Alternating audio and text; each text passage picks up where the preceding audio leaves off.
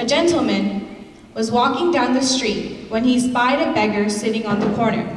The man was elderly, unshaven, and ragged.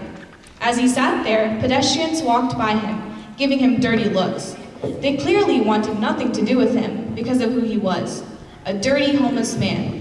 But when he saw him, the gentleman was moved to compassion. It was very cold that day, and the man had his tattered coat, more like an old suit rather than a warm coat, wrapped around him. He stopped and looked down. Sir, are you all right? The old man slowly looked up. There was a gentleman standing in front of him.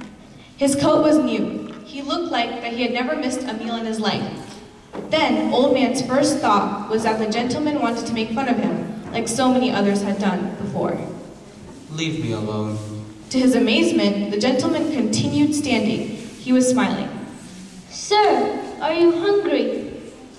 No, I've been just dining with the president. Now leave me alone. The gentleman's smile became even broader. Suddenly, the old man felt a gentle hand under his arm. What are you doing? I told you to leave me alone. Just then, a policeman came up.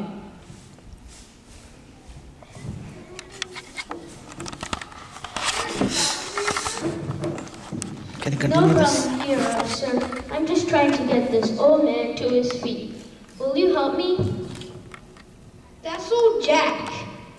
He's been a fixture around here for a couple of years. What do you want with him? See that cafeteria over there? I want to get him out of the cold and get him something to eat. Are you kidding me? I don't want to go in there. Then he felt strong hands grab his other arm and lift him up. What are you doing, officer? I didn't do anything.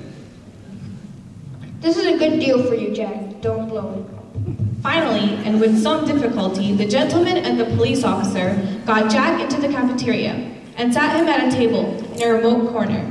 It was the middle of the morning, so most of the breakfast crowd had already left, and the lunch bunch had not yet arrived. The manager strode across the cafeteria and stood by the table. What's going on here, officer? What's all this? Is this man in trouble? This gentleman brought this man in here to be fed. Not in here. A person like this is bad for business. See? I told you I didn't want to come in here. Now let me go. The gentleman turned to the cafeteria manager and smiled. Sir, have you heard of Eddie and Incorporate, the banking firm down the street? Of course I have. They hold their weekly meetings in one of my banquet rooms. And in that weekly meetings, do you make a good profit of providing food? What business is that of yours? I, sir, am Eddie, president and CEO of that company. Oh. I thought that might make a difference. Do you want to join us in our conversation with a cup of coffee and a meal? No thanks, I'm on duty. How about a cup of coffee to go? Yes, sir. That would be very nice. I'll get you a coffee right away, sir. Officer. You certainly put him in his place. That was not my intent. Believe it or not, I have a reason for all this. The gentleman sat down at the table across from his amazed dinner guest and stared at him intently. Jack, do you remember me? Old Jack searched his face with his old roomy eyes. I think so. I mean, you do look familiar. I may have filled out more than my younger days. And, bro, when you worked here and I came through that very door, cold and hungry. Sir? I was just out of college. I went to the city looking for a job. I found nothing. Finally, I was up to my last few cents. They kicked me out of my apartment. I was roaming the streets for days. It was February, and it was cold, and I was nearly starving. Then I met this place. I went for the off chance to come here and get something good to eat. Now I remember. You came to those very doors cold and hungry and asked if you could work for food. I said it was against company policy. I know. Then you made me the biggest veggie sandwich I've ever seen and told me to sit in the corner. I was worried you would get in trouble. But then I saw you put the price of my food into the cash register. Then I knew everything would be fine. So you started your own company? I got a job that very same day.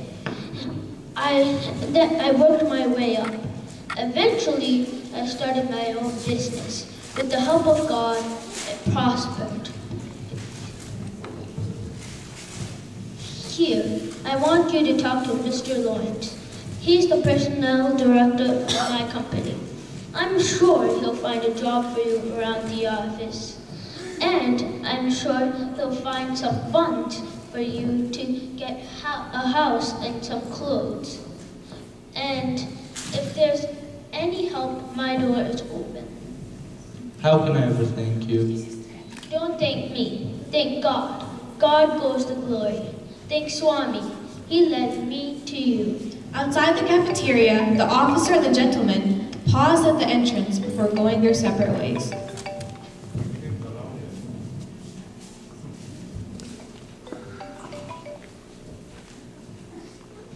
Thank you for all your help, officer.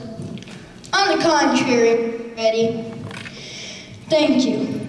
I saw a miracle, something that I will never forget. And thank you, coffee. I forgot to ask you whether you wanted cream or sugar. That's black. Yes, I do take cream and sugar. Perhaps more sugar than is good for me. I'm sorry. I don't need it now. I've got the feeling that this coffee you brought me is going to taste as sweet as sugar. Swami's message: all service should be regarded as an offering to God, and every opportunity to serve should be welcomed as a gift from God. Thank you. When service is done in this spirit, it will lead